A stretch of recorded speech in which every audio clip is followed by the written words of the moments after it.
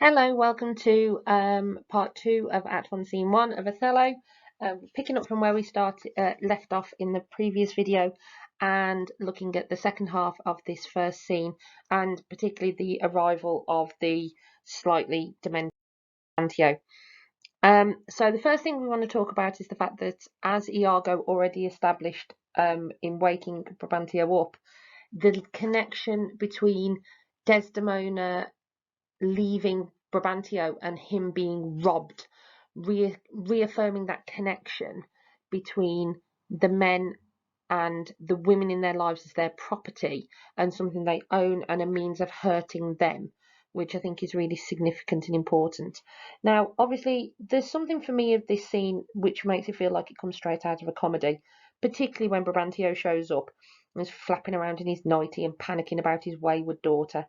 I think Shakespeare's doing a really good job of blending the genres here, using the sort of comedy features and blending it into the tragic themes that we're seeing. As we then do things like look at these entrenched attitudes to women, which really firmly establish women as possessions, which will become more and more significant as the play goes on. So we get this contrast here. We get obviously the most famous, most enthusiastic of all the quotations. After this very intense now, very now, we get an old black ram is topping your white ewe. And so we get, I'm not going to say much on this because everyone knows this quotation incredibly well, but there's a sense to this of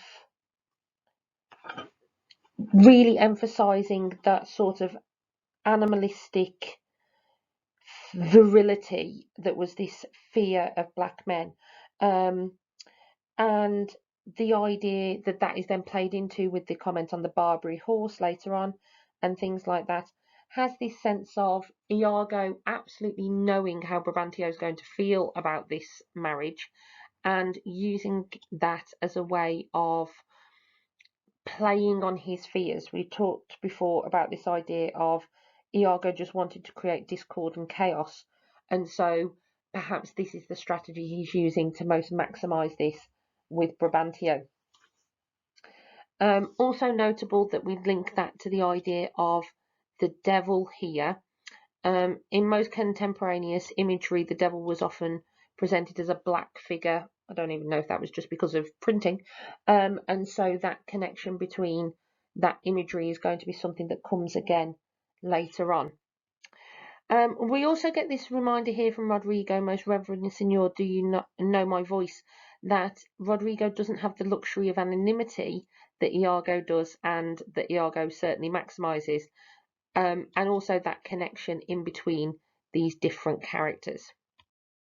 So, what's also interesting in this as we move forward is the way that we're seeing that continuation of Rodrigo as this very entitled member of Venetian society. We hear that he has haunted Brabantio's doors in pursuit of Desdemona.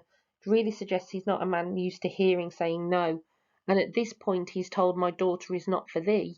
But yet, within a very few lines, they're going to prefer the idea that he had married Desdemona instead.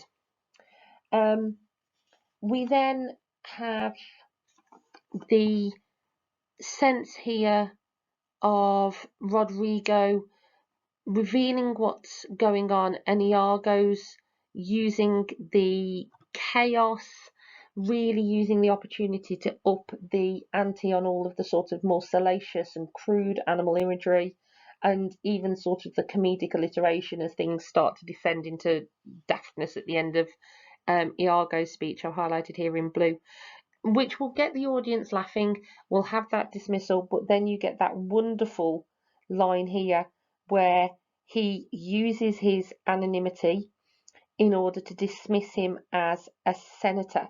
I really love this, and it really raises these class issues. Iago is an interesting tragic villain because he is from these sort of lower classes, and he's clearly part of what he's doing is trying to cause this disruption in those who are considered to be his social betters. So this idea of we'd really be on his side here when Brabantio goes, "Thou art a villain," and Iago throws back, "Well, you were a senator," which really helps to make that sort of consolidators on his side. As we move on, we get this big long speech from Rodrigo, where he is being quite salacious within what he can be to the gross clasps of a lascivious Moor, but it's also this sense of almost trying to put him and Brabantio on the same side against this outsider who's intruding and has run off with her daughter, with his daughter even. As soon as Brabantio leaves, we get Iago immediately escaping. Farewell, for I must leave you. And this idea that Iago understands that no matter how much people might want to or feel they should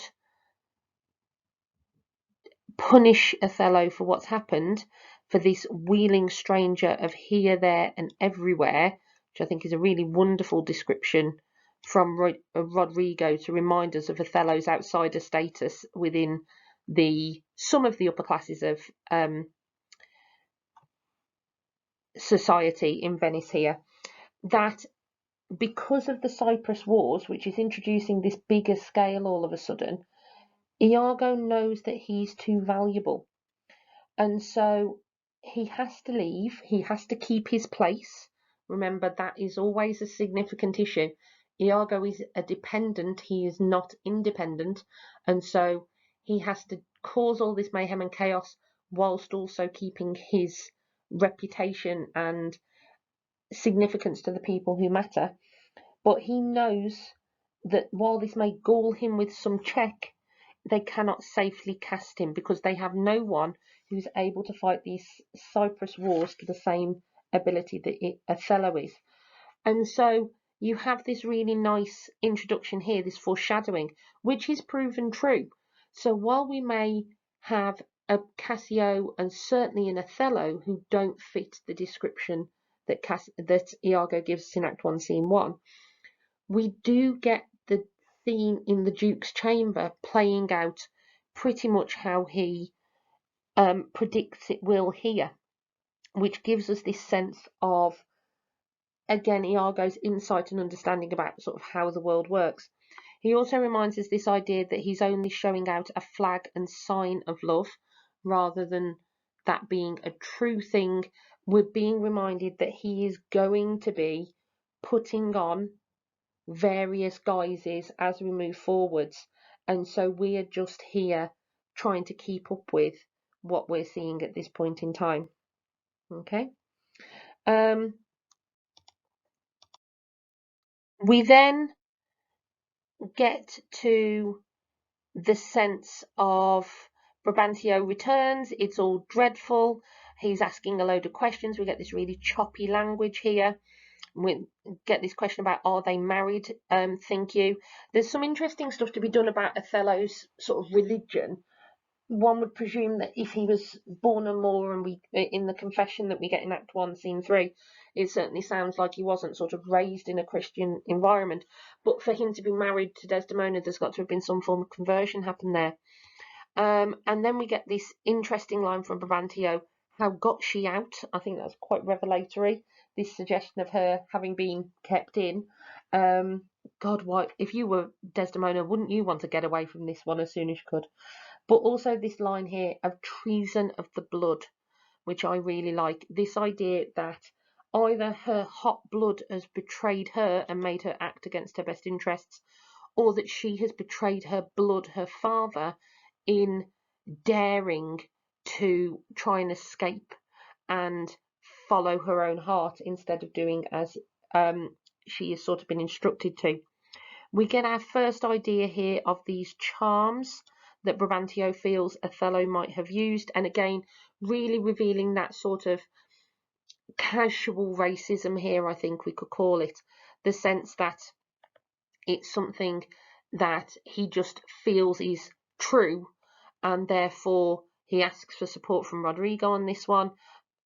but it's an idea that he's going to pursue because he simply cannot conceive of a world in which this wouldn't be the case, in which Desdemona would have done this of her own accord. We then get our final thing worth noting here, oh, would you had had her.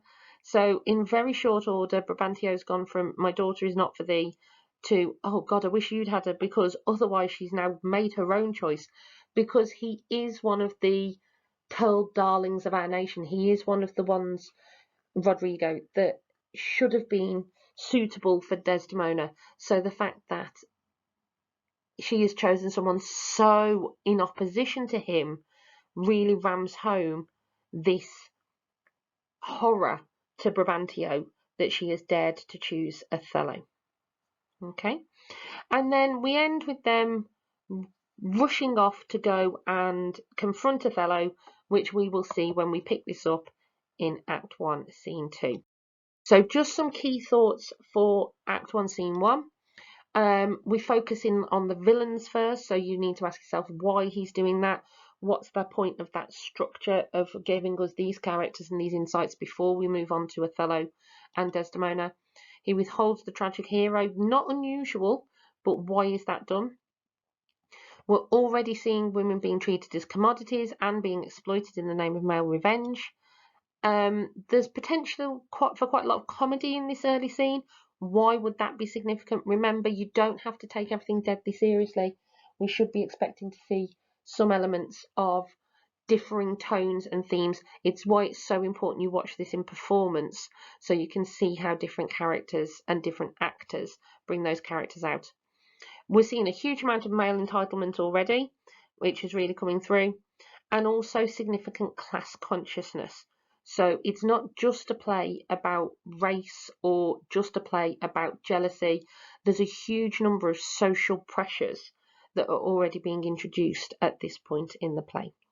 Okay, so we will pick this up in Act 1, Scene 2, where we'll look at the introduction of our tragic hero. I hope to see you there.